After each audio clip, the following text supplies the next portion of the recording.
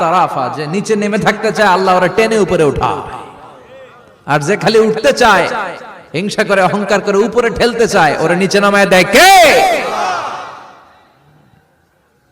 সাইয়েদনা আদমকে আল্লাহ বললেন, আদম সাল্লিম আলা উলাইকান নাফার লাম্মা খালাকাল্লাহু আদামা ওয়া কানা তুলহু 60 যিরাআন।